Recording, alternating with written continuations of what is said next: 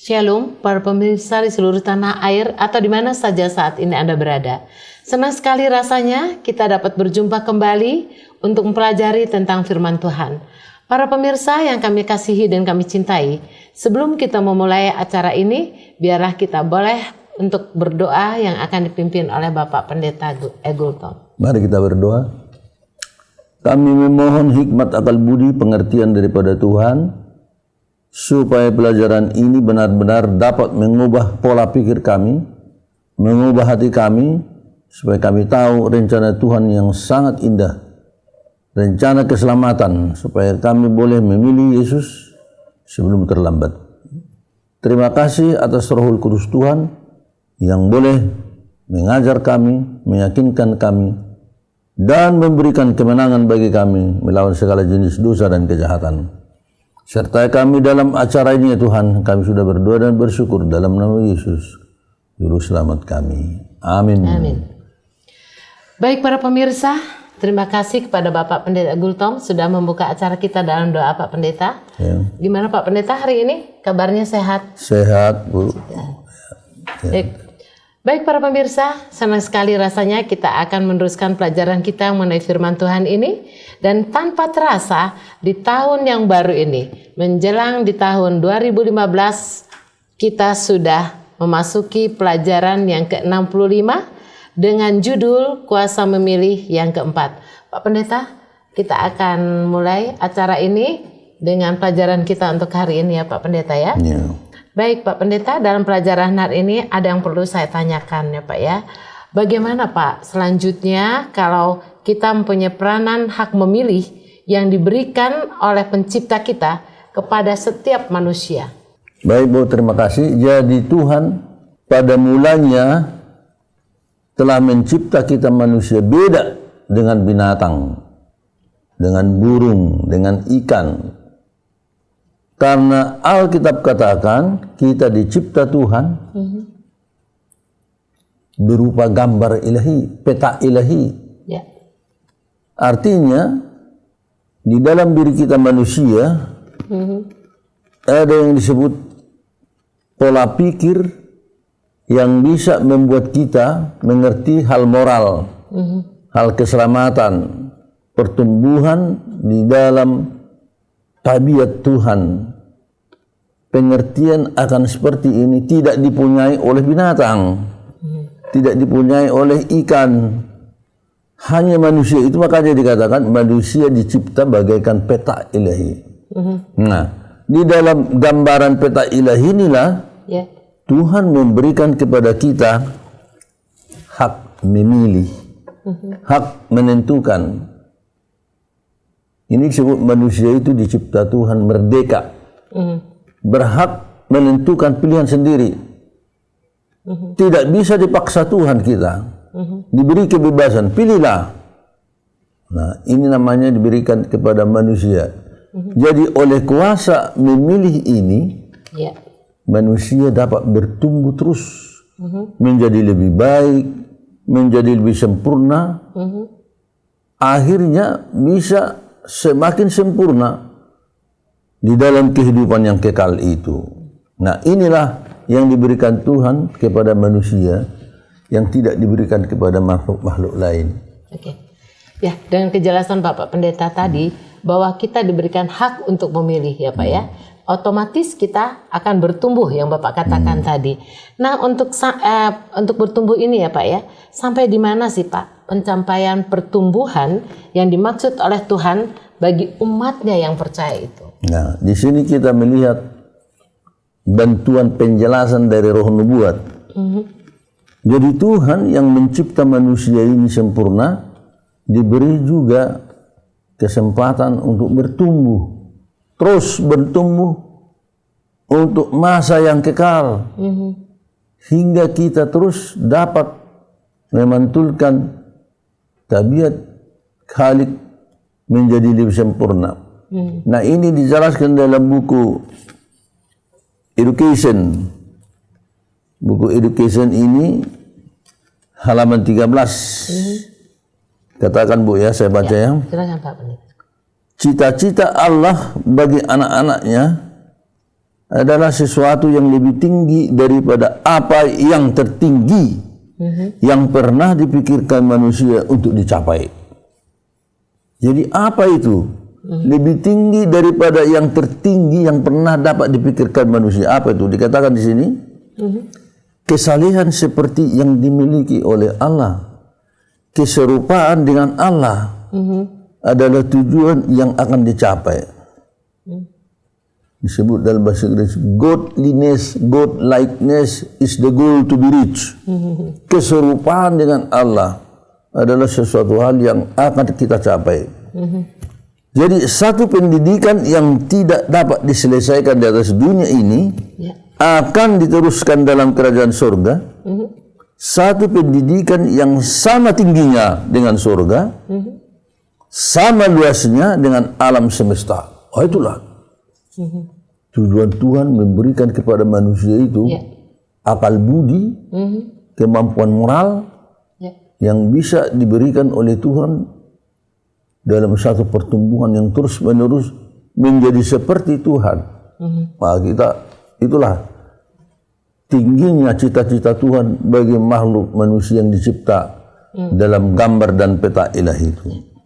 Ya, seperti Bapak jelaskan tadi, begitu tingginya Pak ya cita-cita Tuhan ya. Bagaimana kita bisa membuat kehidupan kita, perilaku kita sama dengan Sang Pencipta ini ya Pak ya.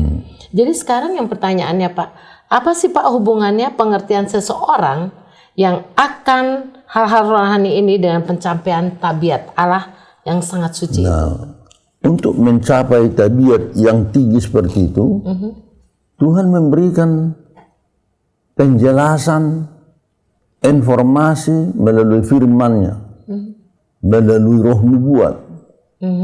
Jadi semakin jelas kita mengerti firman Tuhan, semakin jelas kita mengerti pikiran Tuhan, maka kita semakin mudah untuk memperjuangkan tujuan itu. Nah, dikatakan begini Bu, dalam buku My Life Today halaman 24. Satu perubahan hati selalu disertai dengan satu keyakinan yang jelas. Ya. Jadi kalau kita mau berubah hati, kita diubahkan kepada satu keyakinan yang jelas. Tidak kabur, tidak abu-abu, jelas kebenaran itu ini, tujuan itu ini. Nah, maka dikatakan satu perubahan hati selalu disertai dengan satu keyakinan yang jelas akan kewajiban Kristen. Sebuah pemahaman akan kebenaran akan menolong kita untuk mempunyai perubahan hati. Itu makanya Tuhan memberikan kepada kita hikmat akal budi firman Tuhan. Makin jelas firman dan kehendak Tuhan itu, dikatakan makin mudah kita memperoleh perubahan hati, perubahan pikiran. Jadi itu makanya dikatakan kita harus mengerti apa yang Tuhan katakan di dalam mempertumbuhkan tabiat kita menjadi seperti Tuhan. Bagaimana Tuhan memberikan kepada kita pengetahuan? Coba tolong Ibu baca dalam 2 Timotius 2 ayat 7. 2 Timotius 2 ayat 7 bunyinya, perhatikanlah apa yang kukatakan. Tuhan akan memberi kepadamu pengertian dalam hal segala sesuatu. Tuhan memberikan pengertian kepadamu dalam apa? Segala sesuatu. Segala sesuatu. Itu dikatakan maka Tuhanlah sumber hikmat. Hikmat surgawi tidak bisa dibandingkan dengan hikmat dunia. Jadi hikmat surgawi ini yang berasal daripada Tuhan ini memberikan kepada kita manusia pengertian dalam hal segala sesuatu untuk mencapai tujuan itu. Jadi perlu apa? Hikmat, pengertian. Bukan kebodohan, tetapi apa? Kecerdasan, kepandaian diberikan Tuhan kepada kita manusia ini. Jadi sekarang, oleh karena kita diberi hak bebas membuat pilihan, agar kita dapat membuat pilihan yang tepat dan benar, maka sangat perlulah pengertian yang luas akan kebenaran dan kehendak Tuhan. Ilmu pengetahuan yang seluas-luasnya, setinggi-tingginya, maka dengan demikian pilihan dan keputusan yang kita buat semakin benar dan sempurna untuk memperoleh kebahagiaan dan keselamatan. Saudara pemirsa yang dikasihi Tuhan, ya, kita harus membuat keputusan yang benar. Dan keputusan ini adalah bergantung kepada hak memilih kita yang telah diberikan Tuhan dengan bebas, agar kita memilih yang benar. Sebab kalau kita tahu apa itu yang benar, maka kita akan mudah memilih dan tepat kebenaran. Sama seperti dijelaskan, mungkin tolong Ibu. Ya. Dari mana itu apa? Hikmat itu. Amsal 2 ayat 6 apa dikatakan di sana? Amsal 2 ayat 6. Tuhanlah yang memberikan hikmat. Tuhanlah yang memberikan hikmat. Jadi kalau Tuhan memberikan hikmat, sama dengan pengertian dikatakan di dalam ayat yang lain, takut akan Tuhan adalah apa? Permulaan hikmat. Jadi hikmat yang datang dari Tuhan itu ialah pengertian akan kehendak Tuhan. Tuhan memberikan kepada kita otak yang cerdas supaya dapat mengerti apa? Kehendak Tuhan. Nah, inilah kelebihan manusia daripada ciptaan yang lain. Dan apa dikatakan di sini? Bagaimana kita bisa bertumbuh dalam hikmat sebagai manusia, sebagai satu rumah tangga yang mendidik anak-anak yang lahir di rumah tangga, ini perlu juga, Bu. Apa dikatakan di sini? Yesaya 33 ayat 6 boleh juga. Yesaya 33 ayat 6 bunyinya, maka keamanan akan tiba bagimu, kekayaan yang menyelamatkan ialah hikmat dan pengetahuan takut akan Tuhan. Itulah harta benda Sion. Yang menyelamatkan, apa itu? Hikmat. Mestinya kita bisa mengerti bahwa hikmat ini sebenarnya ada dua macam. Ada hikmat dunia, ada hikmat dari atas. Ya. Tapi hikmat dunia ini dikatakan kebodohan bagi Allah. Banyak orang merasa bangga sudah mempunyai hikmat manusia, hikmat dunia ini. Padahal Tuhan katakan itu kebodohan. Ya. Kenapa? Karena hikmat manusia itu tidak membawa keselamatan, justru membawa kepada kebinasaan. Tetapi dikatakan di sini bahwa yang membuat kita selamat adalah hikmat yang diberi oleh Tuhan. Nah, saudara pemirsa, bagaimana caranya ya agar kita dan anak-anak kita juga perlu bertumbuh dalam hikmat? Dikatakan dalam Amsal 29 ayat 15. Saya bacakan Bapak Pendeta. Ya. Amsal 29 ayat 15 bunyinya, tongkat dan teguran mendatangkan hikmat, tetapi anak yang dibiarkan mempermalukan ibunya. Tongkat dan teguran mendatangkan apa? Hikmat. Anak yang dibiarkan bebas, tidak pernah ditegur, akhirnya mendatangkan malu kepada orang tua. Jadi saudara pemirsa, disiplin, teguran, bahkan perlu kadang apa? Tongkat. Mendisiplin diri supaya kita beroleh apa? Hikmat. Jadi kita harus memperhatikan firman Tuhan ini. Banyak sekarang anak-anak dibiarkan begitu saja, sesukanya, membuat pilihan sendiri, tidak ada teguran, tidak ada apa, tidak ada rotan dan tongkat. Tapi Tuhan menjelaskan di sini bahwa tongkat dan teguran itu perlu supaya kita bisa beroleh apa? Hikmat. Dan hikmat ini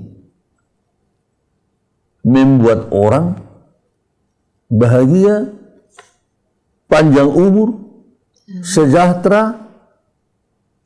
Kalau di dalam Amsal yang lain, Bu, dikatakan hikmat itu di tangan kanannya panjang umur, di tangan kirinya kekayaan dan kemuliaan.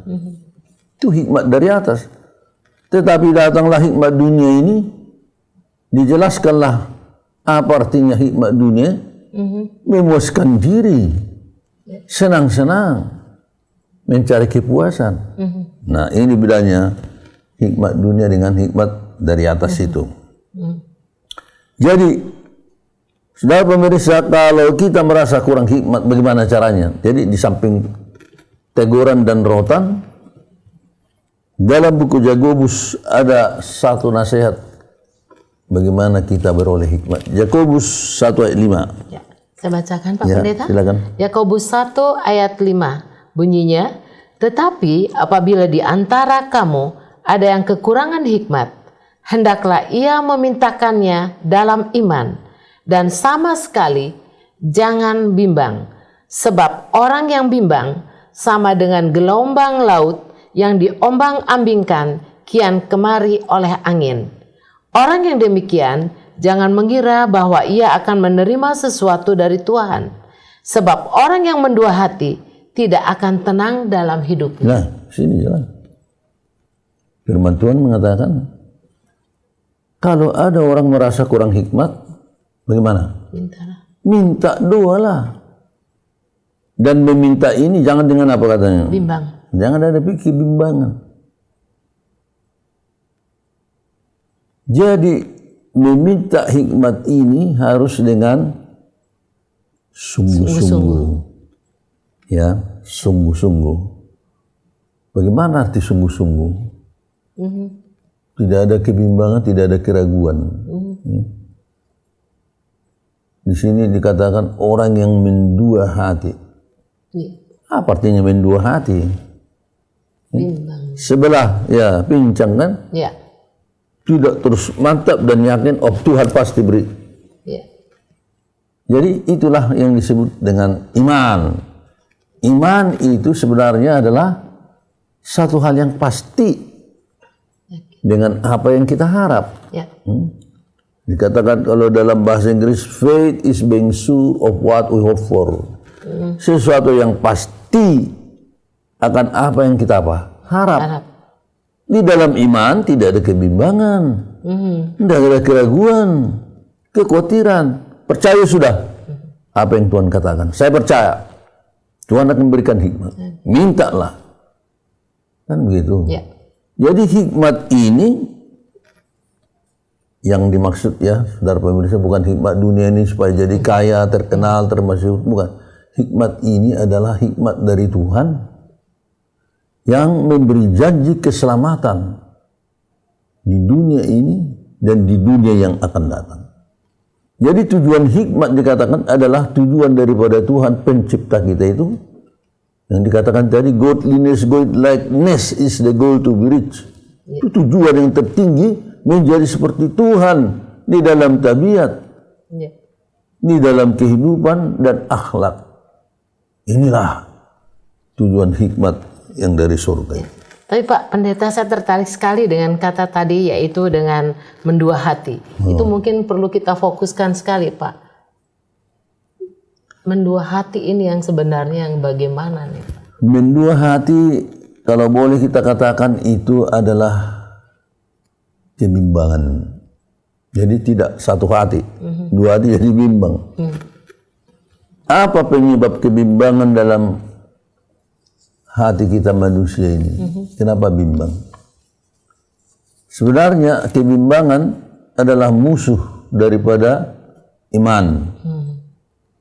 Tuhan yang Maha Tahu, Tuhan yang tak terbatas pengetahuannya, Tuhan yang tak terbatas kekuasaannya, mengatakan jangan kamu khawatir tentang apapun juga. Tetapi kita manusia yang mempunyai pikiran ini, berpikir, bagaimana ya Khawatir. Keterbatasan pikiran manusia yang kecil ini mau melihat ke pikiran Allah yang tak terbatas, nggak mampu. Jadi muncullah kebimbangan karena otak kita tidak mampu mengerti Allah yang tak terbatas. Ya. Timbul apa? Bimbang. Kebimbangan. Jadi kebimbangan terjadi karena keterbatasan. Keterbatasan pengertian kita. Terjadi kebimbangan. Itu makanya Tuhan memberikan kepada kita apa? Hikmat untuk mengetahui segala sesuatu. Wah, ini luar biasa ini. Dan siapa gurunya? Rohul Kudus. Ya. Rohul Kudus dikatakan diberikan Tuhan kepada kamu roh kebenaran, menuntun, mengajar kamu segala kebenaran.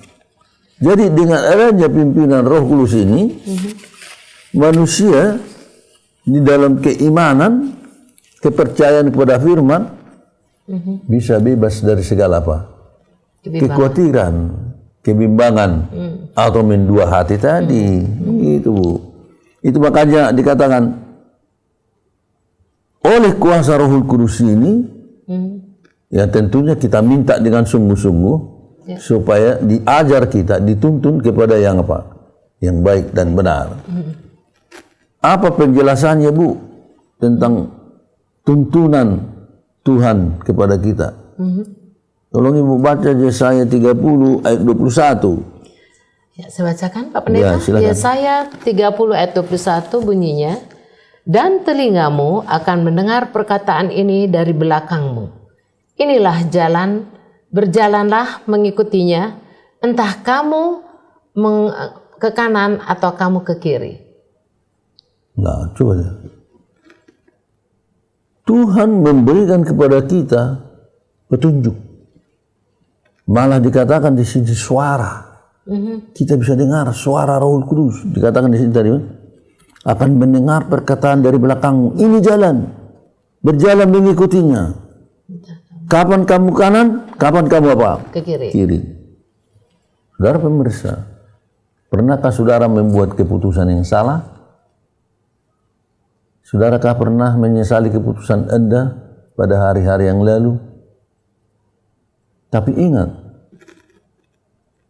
dalam pelajaran ini, keputusan-keputusan yang salah yang pernah kita buat, sekarang Tuhan memanggil kita untuk meminta pertolongan kepadanya. Sebab Dia yang berkata, yang Maha Kuasa, kesalahan, keputusan, ataupun penderitaan yang kita alami akibat salah dalam membuat keputusan, sekarang Tuhan berbicara, tidak perlu kita sesali. Kenapa? Karena Tuhan yang Maha Kuasa itu memberikan kepada kita satu jaminan, tidak ada yang terlambat. Sekarang kita bisa mulai lembaran yang baru dengan hikmat yang diberi Tuhan kepada kita. Karena Tuhan itu sanggup merubah kutuk sekalipun jadi apa? Jadi berkat. Dia sanggup. Makanya Tuhan memanggil kita supaya sekarang tahulah kita apa sebenarnya rencana Tuhan itu bagi kita. Coba Ibu tolong baca apa rencana Tuhan kalau kita mau sekarang mendengar suara Tuhan. Yeremia 29:11. Saya bacakan Pak Pendeta. Yeremia 29 ayat yang 11. Sebab aku ini mengetahui rancangan-rancangan apa yang ada padaku mengenai kamu. Demikianlah firman Tuhan, yaitu rancangan damai sejahtera, bukan rancangan kecelakaan, untuk memberikan kepadamu hari depan yang penuh harapan. Dan pemirsa, ini janji Tuhan. Tuhan yang Maha Kuasa, yang memiliki alam semesta, mencipta segala bintang, galaksi, Bima Sakti. Bicara Dia kepada kita.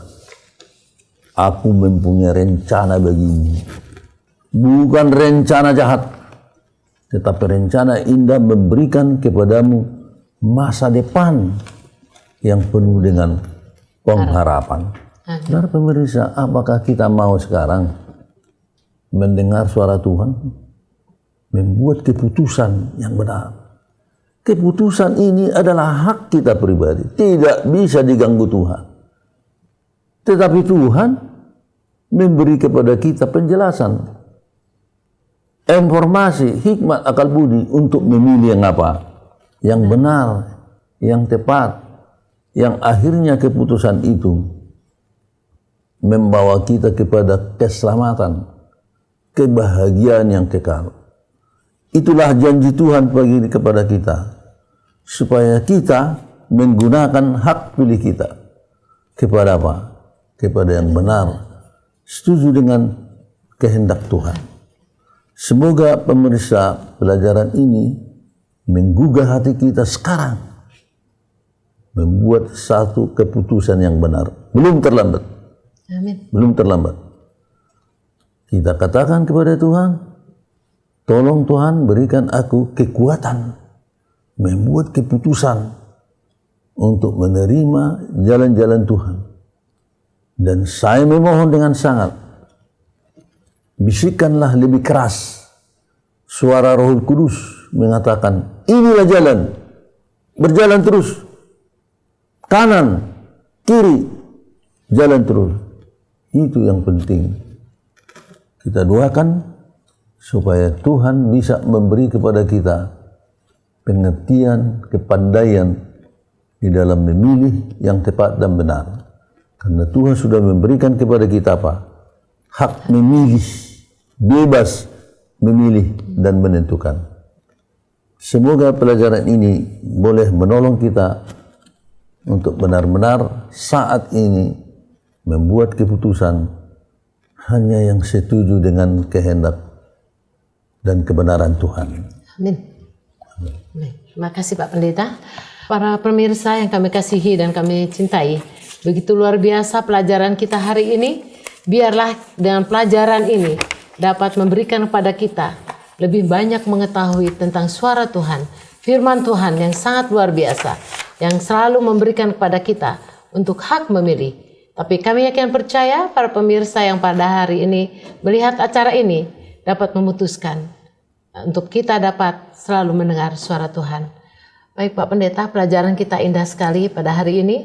Tapi kita jangan lupa Pak mendoakan para pemirsa yang melihat acara ini dan juga kita mendoakan untuk negara kita sendiri. Dan Pak, kita berdoa dan untuk menutup. Baik, saudara pemirsa, kita berdoa. Ya Allah Tuhan Halik semesta alam, penguasa semesta alam, Engkau sudah berbicara kepada kami lewat firman-Mu bahwa kami manusia sudah Tuhan cipta beda dari ciptaan yang lain. Karena Tuhan menciptakan manusia menggambarkan peta ilahi. Tuhan berikan kepada kami akal budi, hak menentukan dan memilih. Dan kami boleh mengerti kehendak Tuhan. Dan kami boleh mengerti pertumbuhan moral. Sehingga kami boleh bertumbuh dalam tabiat seperti Tuhan untuk masa-masa yang akan datang. Tetapi sekarang ya Tuhan, kami boleh mengerti bahwa Tuhan tidak bisa memaksa seseorang dalam menentukan pilihannya. Tetapi Tuhan telah memberikan penjelasan, informasi, bujukan, supaya kami memilih mana yang benar, mana jalan-jalan Tuhan. Sekarang kami menyadari Tuhan belum terlambat. Walaupun kami sudah melakukan hal-hal yang salah, pilihan yang salah, dan kami sekarang mungkin menderita karena pilihan yang salah, tetapi Tuhan berkata, tidak ada yang terlambat. Karena ternyata rencana Tuhan masih ada bagi kami. Rencana yang indah, masa depan yang gemilang dan penuh pengharapan. Tuhan, tolonglah supaya mulai detik ini kami mau membuat pilihan yang benar, pilihan yang mendatangkan kebahagiaan dan keselamatan sesuai dengan janji Tuhan. Ampunilah kami dari kesalahan kami memilih perkara-perkara yang bertentangan dengan kehendak Tuhan.